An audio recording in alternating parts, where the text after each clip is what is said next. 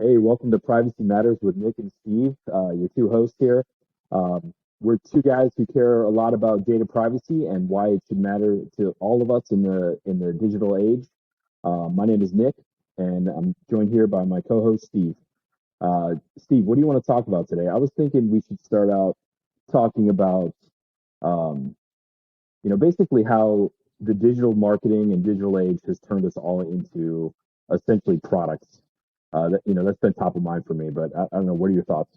Yeah, absolutely. When we should dive into that. That's an easy one. I think when you look at that and start thinking about that world, if you will, all those online tools and platforms and capabilities, the majority of them are free, and the reason they're free is because they make money off of you. Yeah, free with the cost, right? Exactly. Yeah, free with a cost, and I think it's like one of those things that we never really noticed. I remember uh, being in school, going to school in my undergraduate program in the early 2000s, and everybody had a Facebook account, right? And you weren't thinking anything of it. You could post a picture, and as time has evolved, it's how has that platform gone from sharing some photos of you with your friends to how can it be used to their benefit to advertise or support some product or capability out there. Yeah, and I mean, the fact that they're taking our data and using our data is evidenced just by the fact that they lost, what was it, like $40 billion in revenue when Apple introduced their new privacy settings, right? So, like, by limiting the fact that they lost that whole data source and from the apps and tracking us through our apps, they're losing revenue, hand over fist, and just laid off what 13%, I think 11,000 employees. So I mean, like, it just goes to show like how lucrative we are as products to Yeah. them, right? Insane. Yeah, you say 40 billion and I think the part that concerns me even more is they felt that, but they're still making money, even with the Yeah, they're still privacy. making a crazy amount of money, right? Yeah, it's wild. So I was just reading actually. So it's election time, obviously, and well, we just went through the midterm election, and I was just reading that in the 2020 election, there was over $10 billion spent on social media advertising for the election, and it's because they can manipulate us, right? Like they have all this information on us, and I think maybe like to step back, take it back a step, like if we think about how we were traditionally advertised to, right? You had billboards, people would wear pins, you'd see signage and print ads, and your mailbox would be stuffed with crap. And it's like that stuff still exists, but we've moved into this whole digital age where now we have, like in our pockets, we have little tracking devices and ways to poke and prod at us at all times. And we've moved from like this traditional marketing into, I guess what they deem programmatic marketing, right? Where it's algorithmic and using information not just on where we go on the web, but it's like looking at the lives that we live and how we, who we connect with and how we, the products we buy. And do we look at our bank statement before we go to Amazon? Things that almost seem impossible to us, like to wrap our minds around, but the data's there and they track us all the way through. So I think yeah, it's really become like a new, um, this whole new landscape for marketers, whether they be trying to sell us a product or whether they're trying to influence our vote or whatever else. And it's just like, it's a whole new, like wild, wild west of influence. yeah, we can talk about how a lot of these companies go about building a profile on each of us in a future podcast. But to your point Yeah. on billboards and print media and things like that, those got sent out, and people want, I'm sure there was this underlying question mark of whether or not that was resonating with the people they were sending it to.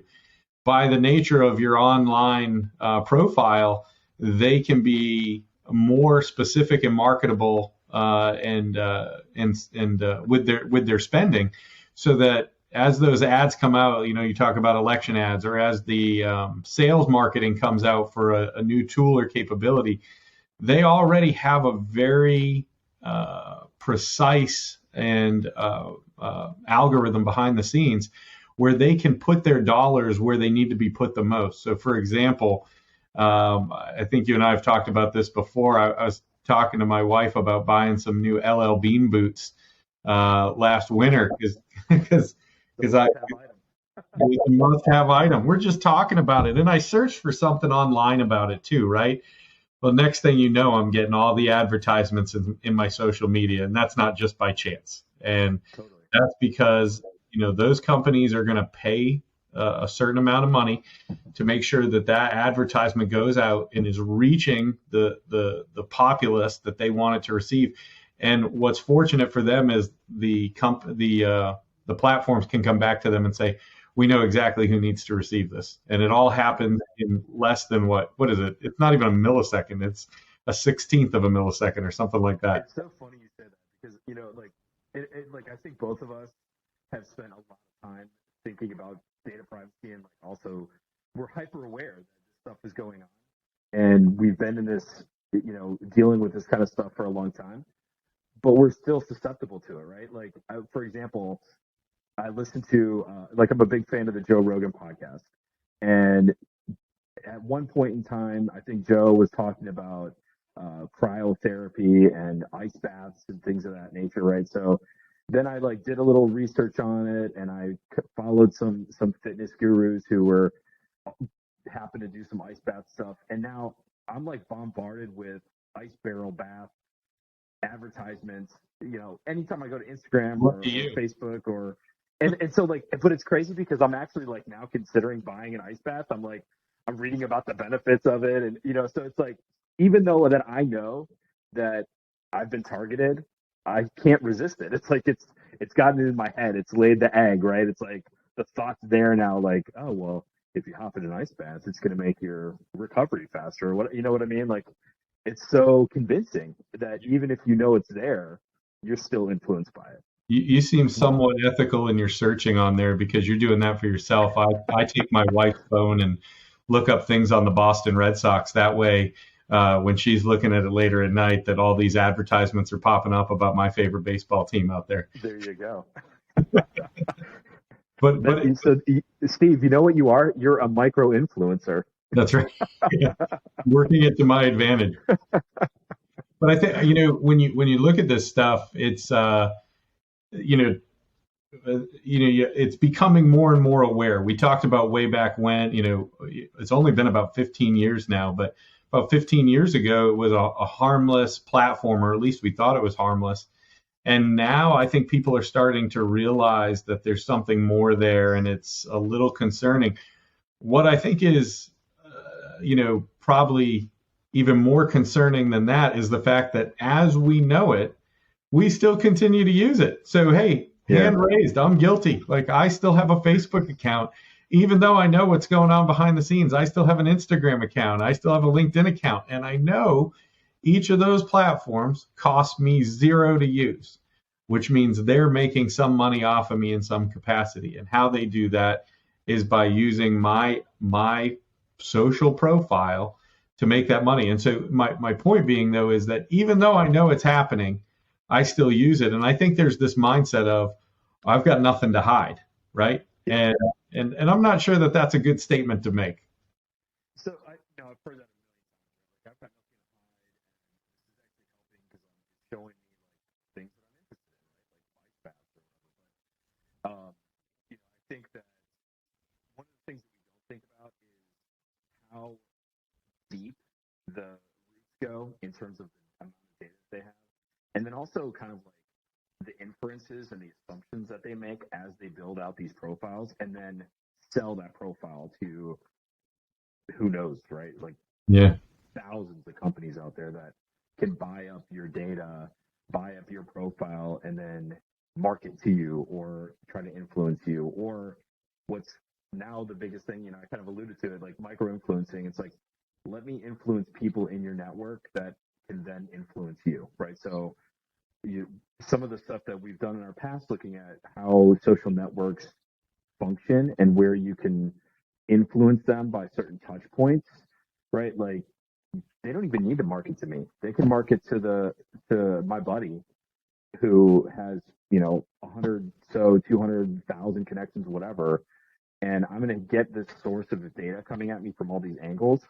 And they know that I buy a certain type of thing, and they make assumptions about my political views and my, sexual activity and my whatever, right? Like these very personal things about me, and totally unrelated to where I've gone on the internet, right? It's just like they build out who I am as an individual. Yeah, and I'm glad we could address your sexual activity in the first podcast, but it is a good example because these are the type of things that they go after. They're looking for 100%. literally every step you take and every breath you take. And I described this to somebody last week as this is a vicious cycle that happens. It's not by chance. So the platforms push this information out there. And from there, they take that analysis and learn from it. What worked, what didn't. And after that, they identify areas from that analysis that they can focus on. And then from that focus, they're able to execute their next algorithm on that. And then from the algorithm, they learn more, they focus, they execute. And this goes on and on and on. And it's never ending. It's all automatic behind the scenes.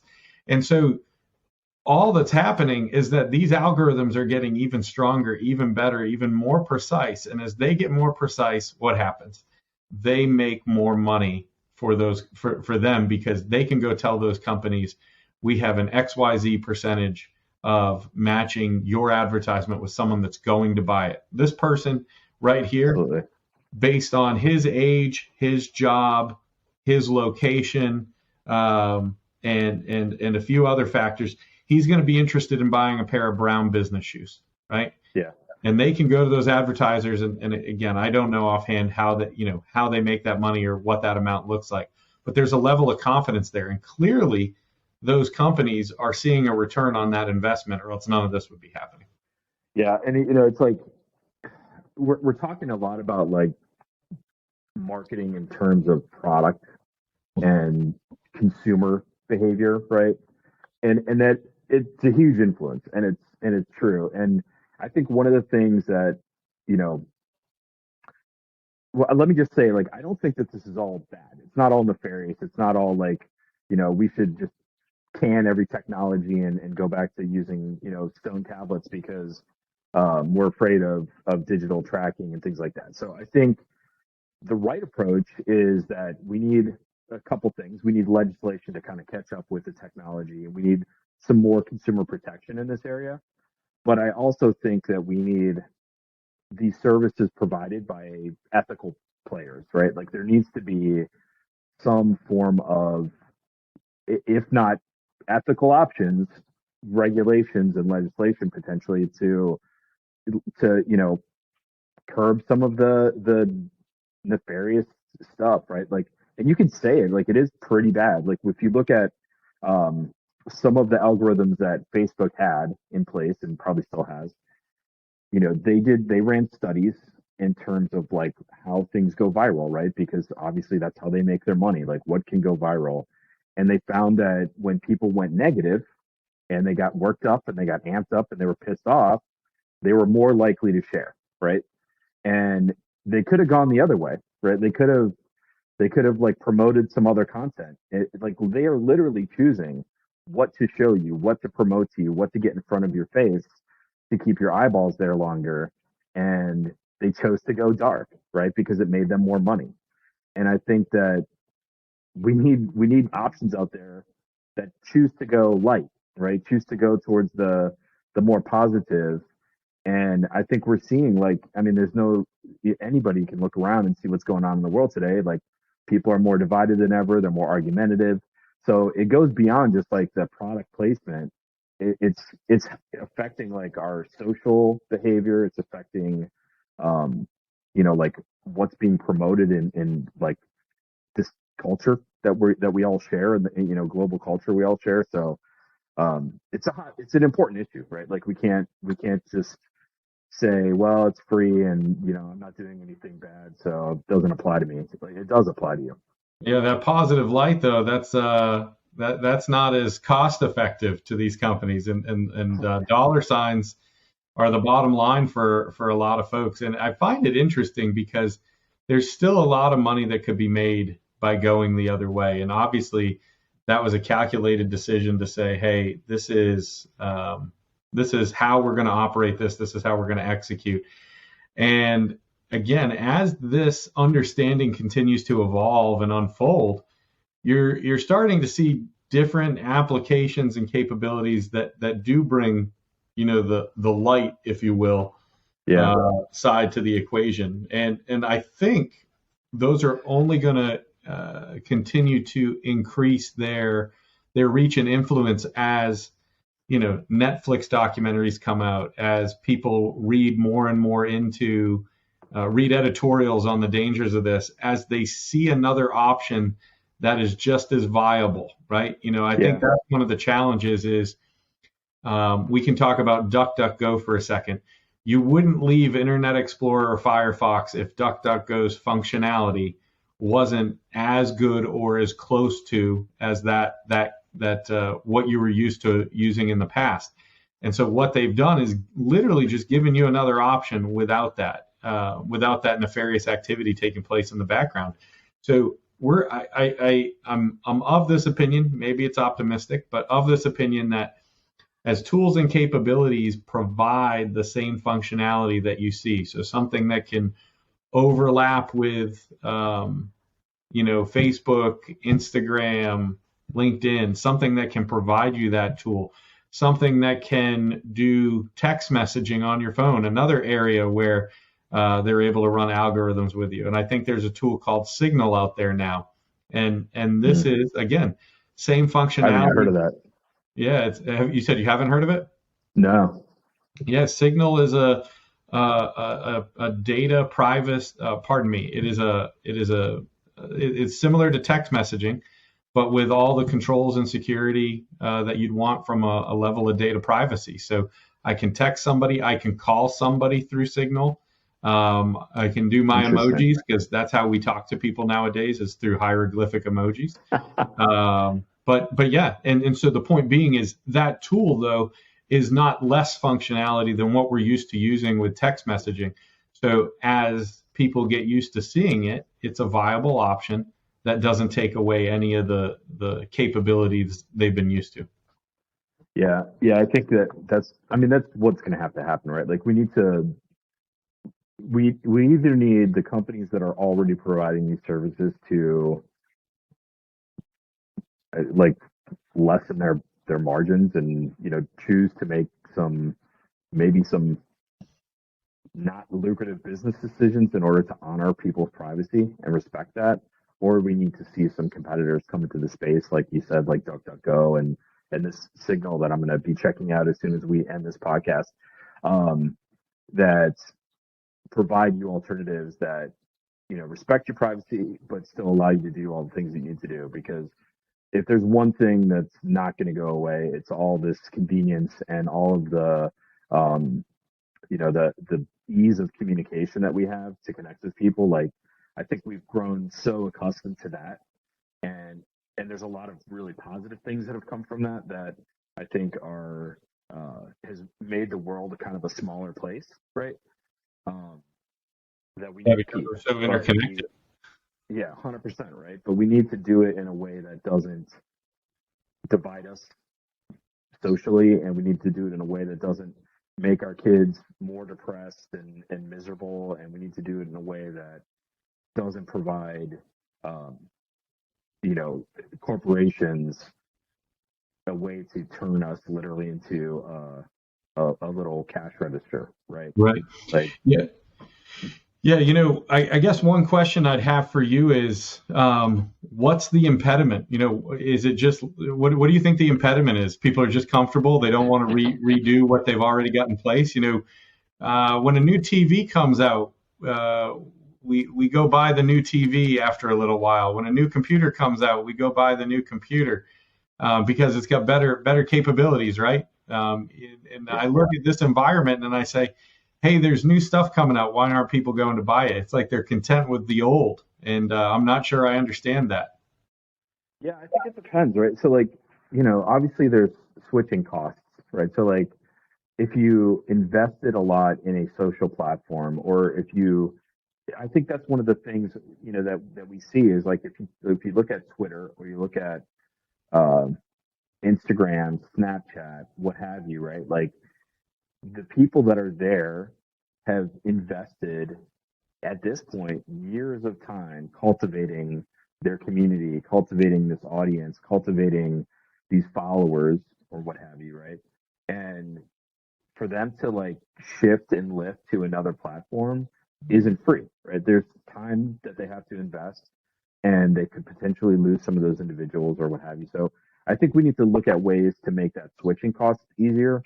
Um, and then I think we also need to do a better job educating people on, you know, what exactly what we're doing today, like trying to educate people on, like why this stuff matters, what's really going on, and that there are alternatives out there, because um, your privacy does matter, and right now it's your persona being sold to a company who might try to sell you some sneakers, but in the future it could be sold to your insurance provider, or to your lender, or to whoever, right? Who's going to be making decisions on whether or not you get to get that home loan. It I mean, goes like, this stuff it's getting more pervasive. it goes to a big black hole in the world of data, and from there they figure out how to make all the money they can off of it, right? So you know who the places it's going today, it's only going to expand in the future. I think that's one of the other things that's concerning to me. It's not like Yeah, I think we need to probably spend an entire podcast on this. But if you look at what China's doing with the social credit score, and how they're using the data and that of your entire life and everything you do in order to influence that social credit score and determine whether you can even travel or things like that, right? Like, there are some major implications that people are not considering, right? And like, those are the types of things that we need to be thinking about, and again, like, building some frameworks and some guardrails around, so that we don't end up in a situation like that, or we're going to end up in some like dystopian novel, or what, like, I mean, it's like, it's a brave new world out there. We don't want to end up on the wrong side of Elvis Huxley. Yeah, so a topic for another day, but let's give a little bit of a tease here is the fact that, using your example there of having that social credit score and things of that nature and the social profile about you, how do you know that social profile is true? How do you know that it's accurate? Because I can go online and create a brand new profile and put a different name, put a different email, and then just give it all this falsified information to throw the algorithms off, right, as best I can, I guess. But you build it out. That.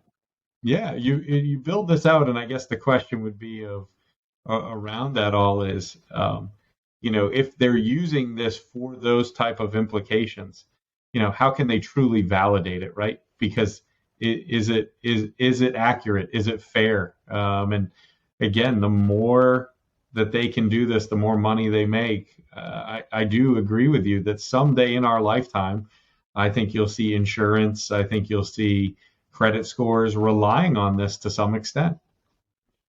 I mean, think about, like, this is getting way off into left field here, but I mean, imagine that you are sick and you need a surgery, and then they can use your data and look at your lifestyle choices and determine that you maybe aren't the best candidate because you drink more drinks than should be allowed, or you eat poor food choices because they can tell that you've gone to Popeyes 4 times in the last Hey, month, or you know what I'm saying? I don't Nothing think against Popeyes. I love Popeyes. You know, so, but I'm saying, you know what I'm saying? Like, all of this data is there, and we're only getting better at collecting it, storing it, analyzing it. And, you kind of brought up an interesting point, like, oh, well, I can just create a fake account, or I can create another account. You really can't, because it's so sophisticated nowadays that they can say, oh, well, you access that account from the same device, yeah. or you access that account from that same location. And now we're going to tie two and two together. And, oh, we found out that, Bob Jones is really Nick Portlance, and you just used a different account with a different picture, but we can tell from the activity that it's still you, right? So, Yeah. like, all of those things they can tie together now, and it's just there's really no escaping it at this point, right? We've hit the velocity that we need to keep the momentum going, and we just need to. The only way to dig ourselves out of this is to find different solutions, implement different things, get some ethical options out there. I mean, we're both students of conscious capitalism, right? So if you look at the Whole Foods, and like there's a lot of companies out there that value um, kind of like the entire stakeholder view and not just the bottom line. And I think that that's what it's going to take, right? People need to think about the consumer's well-being along with the bottom line. Yeah, one of the aspects around that, again, there's so many things that we can talk about in future calls, but just to plug it here in this podcast, one of the things that I've seen on Netflix that just blew my mind and I've watched over and over is a documentary called The Social Dilemma. And so it many of the things that you and I have chatted about here today, and breaks it down at a level that the common person can understand. It's not so engineering deep that it can't be understood or anything like that. And when you go through that, you see not just how they want to market to you, but like you said earlier, Nick, the fact that they want to make sure that they get your attention. Whatever free time you have, they want it on their application, because then once you're on there, then they can push that advertising. If you're not on there, they don't make money. So everything is designed to get you there and make money for them. And anyhow, if you look at that documentary, it's just very eye-opening to exactly what you and I are talking about here today. So many more topics for us to address in the future. Maybe that documentary in and of itself, but until your DuckDuckGos, which is for web browsing, end up getting a greater reach into these. I'm sorry, that type of technology gets a greater reach into other things like these social media platforms. Then we're just going to continue to see the same, because they're not out there for goodwill. They are out there to make 100%. Yeah, no, I'm glad you brought up The Social Dilemma, and I definitely recommend anyone who hasn't seen it to go watch that. So Tristan Harris is the gentleman who put that movie together, and it really does shed a lot of light on what is going on in our in the digital marketing space and the data privacy space, and focused obviously on social networks and the influence social networks have had. Also, if Tristan Harris also started the Center for Humane Technology, so Steve and I aren't the only people promoting this idea, right? There's a lot of people out there that think that this is the right way to go, and the path to the future of social technology, and and like human focused technology. So definitely recommend checking out their work there. And I think that they also have a pretty good, they have a burgeoning list of companies that are trying to operate in more ethical ways, right? So like that's certainly something worth checking out.